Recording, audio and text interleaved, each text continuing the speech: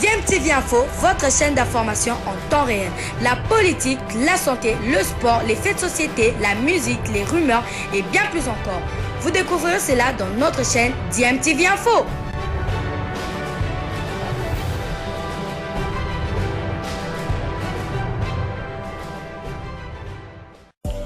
Vous êtes sur DMTV, bonjour ou bonsoir, tout dépend de l'heure à laquelle vous nous suivez. Tout plaisir est pour nous de vous retrouver, mais surtout de savoir que vous êtes nombreux en train de suivre votre chaîne YouTube DMTV. DMTV qui vous propose l'actualité, vous propose également des analyses et des réflexions sur des sujets d'actualité, sur des faits sociaux, tout simplement sur des réalités que nous observons ici chez nous en République démocratique du Congo. 50 850 0 50 850. Allô ndeko benga pe komona ni.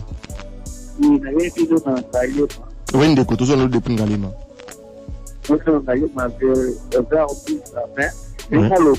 Oui, allez-y.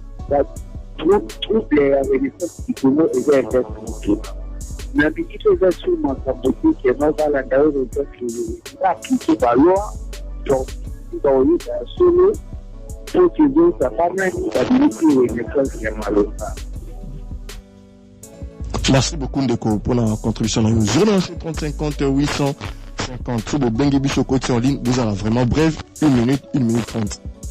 Allô Ndeko Benga pe kombonani. Allô Ndeko. Oui, Ndeko, bonjour. Bonjour Ndeko, bonjour.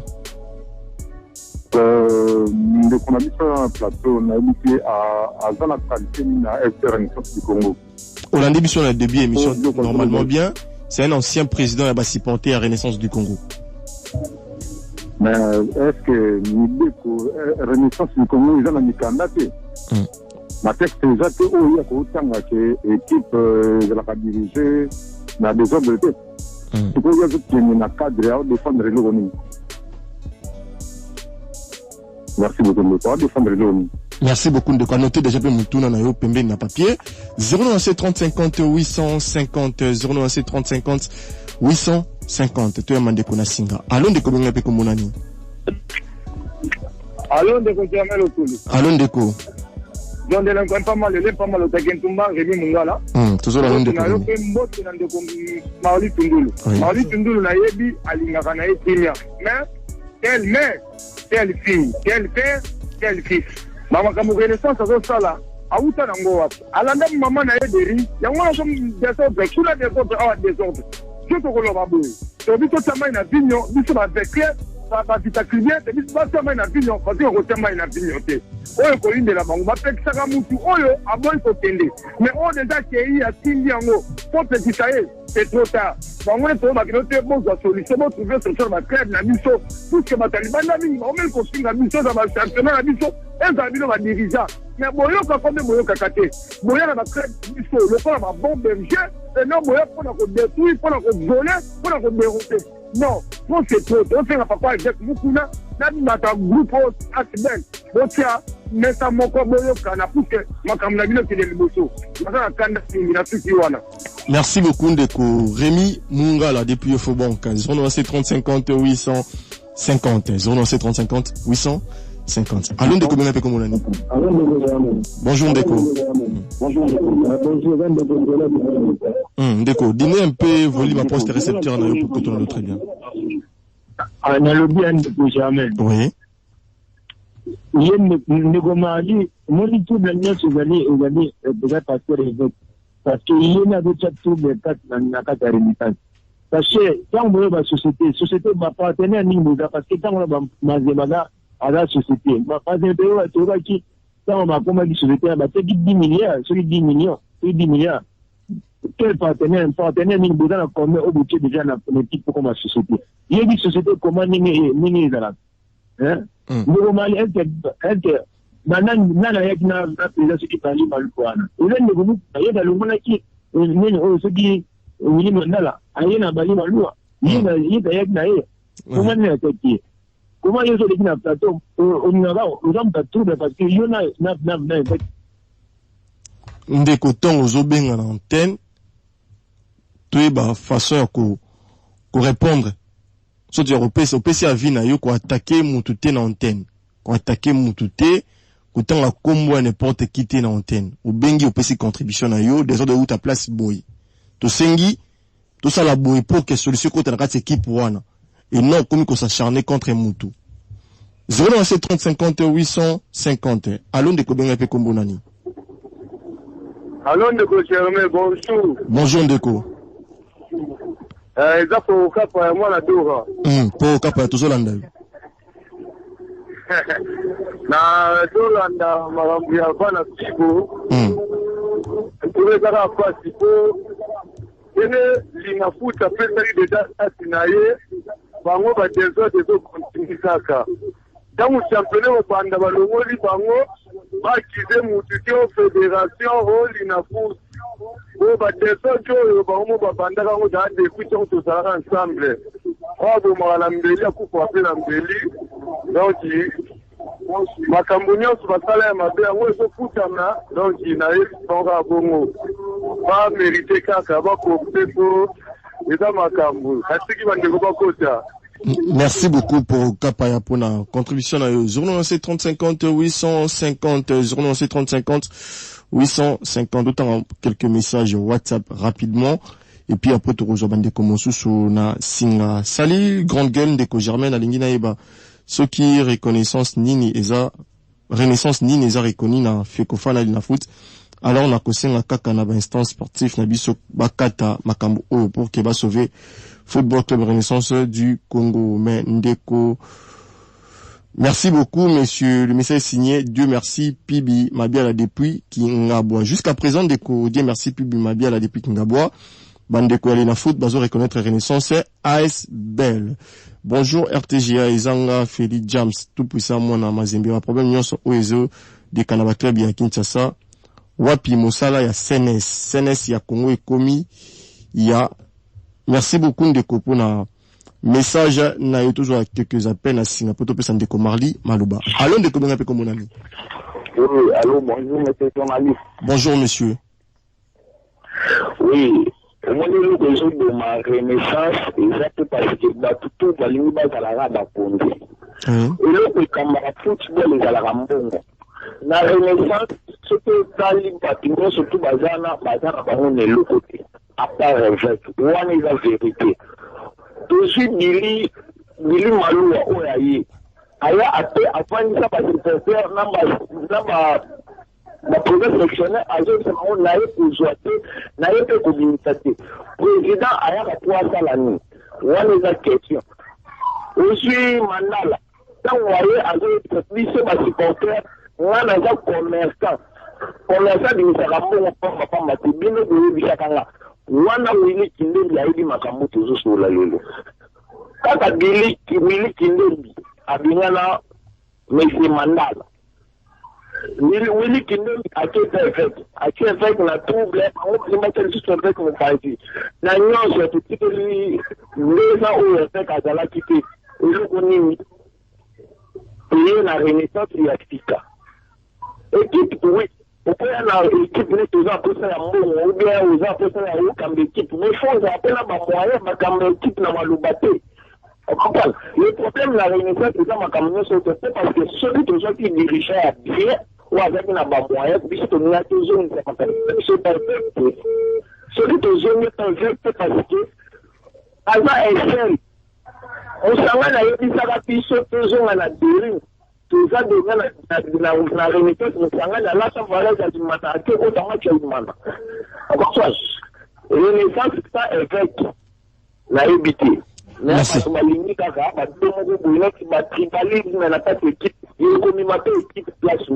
Merci beaucoup.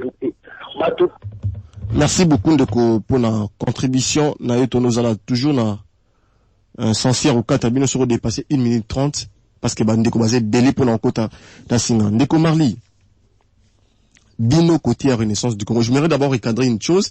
Ndeko Marli à répondre présent à l'invitation à le Grand Guel en tant étant président, ancien président, il y a supporter, il y a Football Club Renaissance, dit qu'on nous passe beaucoup de qualité, ni à répondre de l'eau présent, l'invitation à la c'est un ancien président, il y a supporter, il y a Football Club Renaissance du Congo. De Marli, question, Lelo Oyo, Renaissance du Congo, bino côté à souhaiter, bozo, Tsingamanango, wana auditeur, on doit poser question, c'est parce que besoin na mbongo ebele ko les dirigeants tout bazo sillonner na kati renaissance du Congo ya bo moni bo na pose équipe qui est na niveau à chute, c'est parce qu'il y a pas assez de présidents bazo se présenter devant bino bazo na moyen.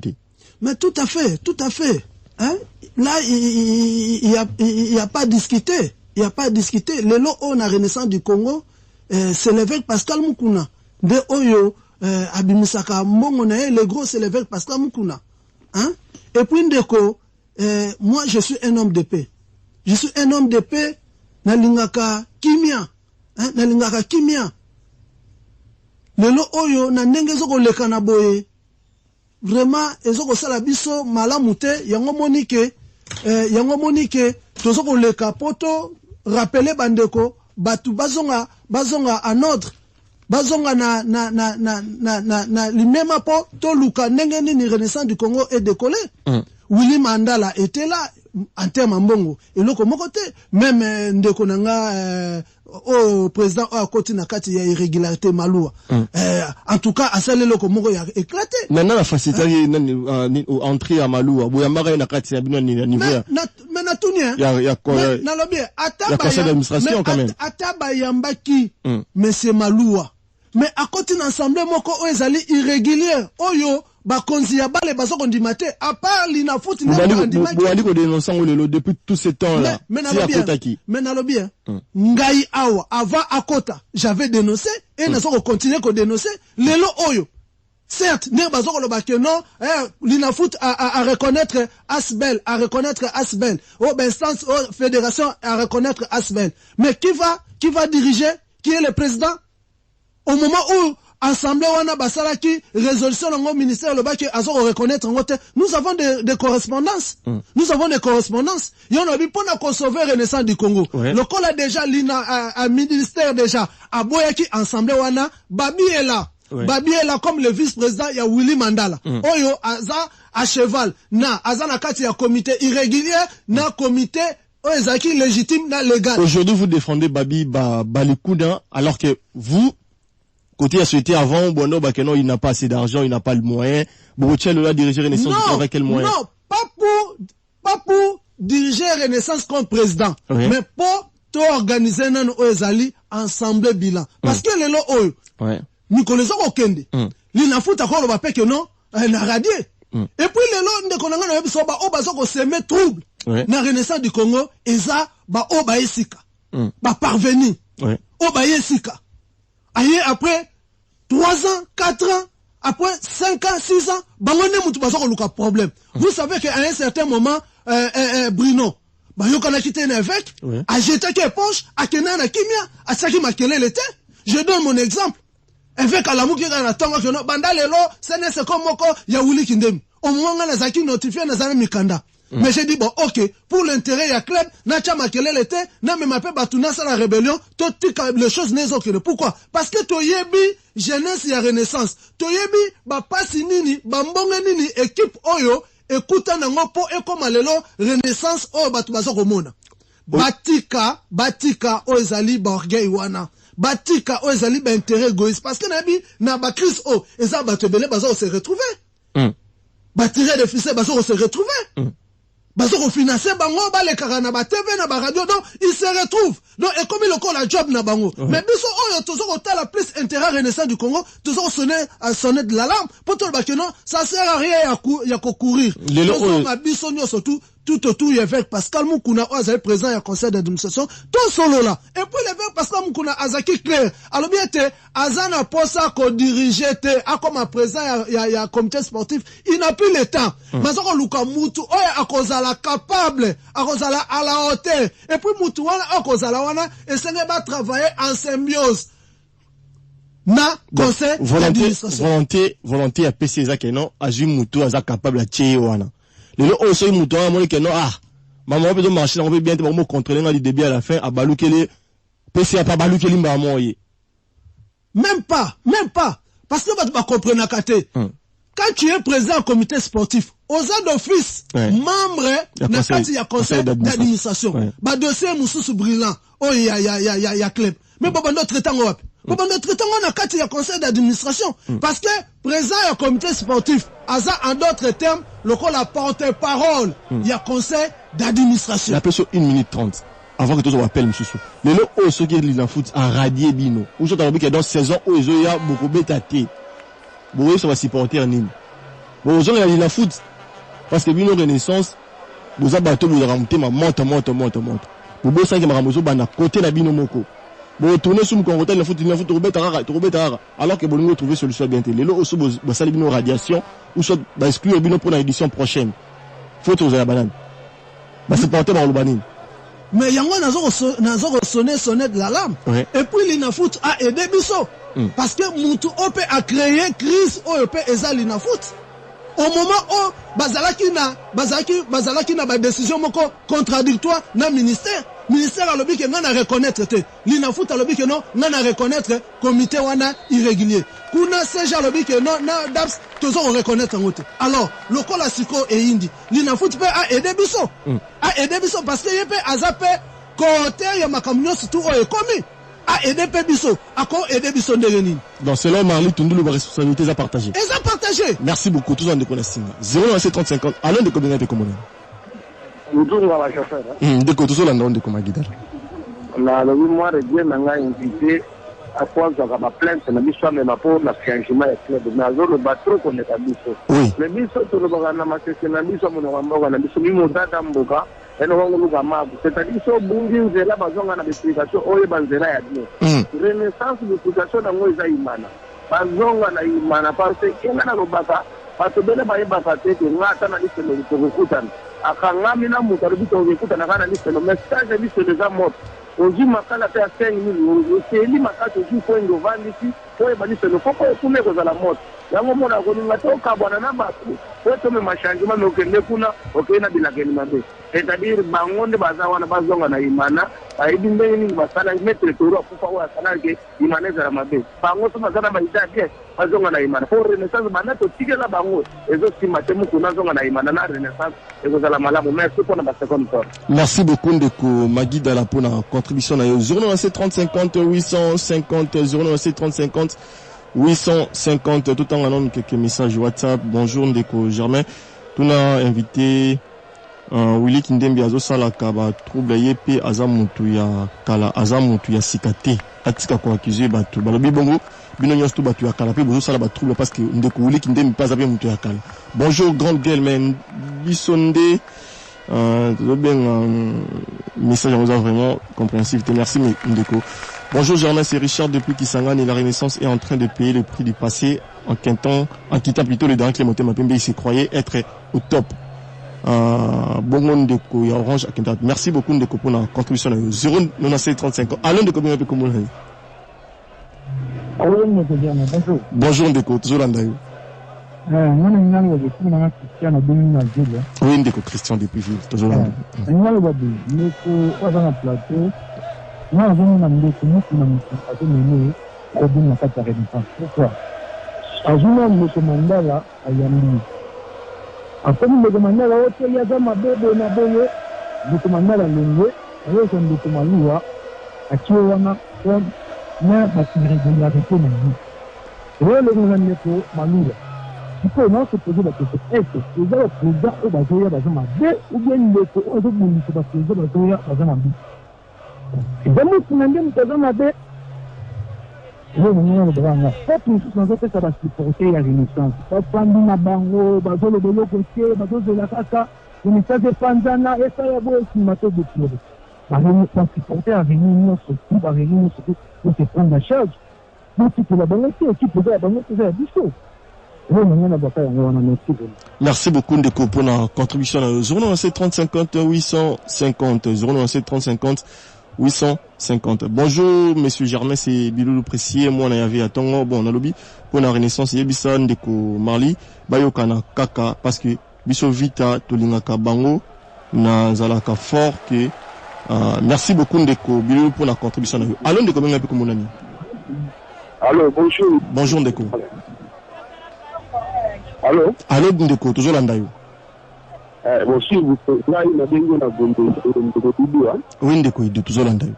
na lobby boye mon ka ndeko parmi wana ba so ba ke bango peut-être ba se pouvoir mais ça ba supporter au qui sont kangama tout peut ba tout ça on a besoin de plus parati maintenant ba vient de ya risque ya makasi pour la mapaparene ça bon ba za ko sa ba tout de temps donc déjà ko sa ba de tout ba za ko kamande ba supporter ba za ba ya moins zéro ba ko kanga ba tout ou ba za il est pourquoi ba ko tso tout na ba tout Renaissance qui donne que dans nos Arbel. Et puis Renaissance très la bouche maté et la collaborateur Renaissance c'est lui qui paye donc ce qu'on va faire sur ce qu'on attend pour aller à continuer dans on anda tout.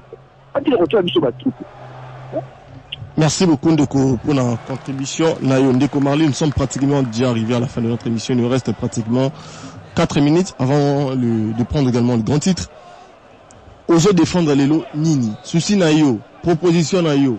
Ils ont vraiment nini na mokolo alelo o ba rené nyos to bazolanda ba autorité nyos to ba simis pour la biso ya mboka bazolanda pour que ba comprendre souci ya Ndeko Marley azabongo ancien président ya ba supporter à football club Renaissance du Congo ozo défendre nini souci nous a nini souci na ngai Ndeko journaliste 2 minutes pour que comprenne souci na ngai ezake na mona Renaissance du Congo ezonga na en plein nango ezaki liboso po ezonga na en plein nango ezaki liboso eza nango difficulté eza facile soka tolongoli ba ego na biso so tolongoli ka ba intérêt égoïste na biso soki nesi tosangani biso nyonso ensemble tolobi liloba moko totali direction moko j'espère que Renaissance du Congo ekotombwama Renaissance du Congo ekende liboso on peut se maloba avant qu'il n'a pesana no mbote Ndeko Christelle Luyele qui est déjà dans nos studios pour les comptes de grands titres. Christelle Luyele, bonjour et bienvenue.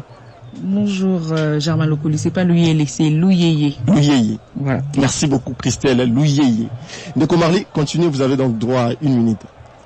Donc comme je disais, Tovanda, Tosolola. Rien ne sert à courir.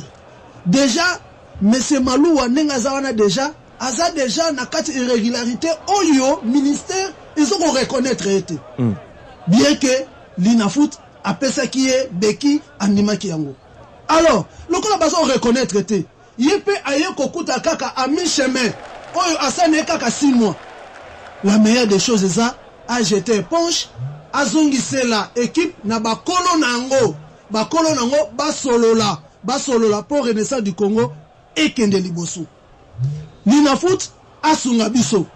Il y a le président Babi, na secrétaire, Oyo, Bakomaki lettre, pour assembler et salama.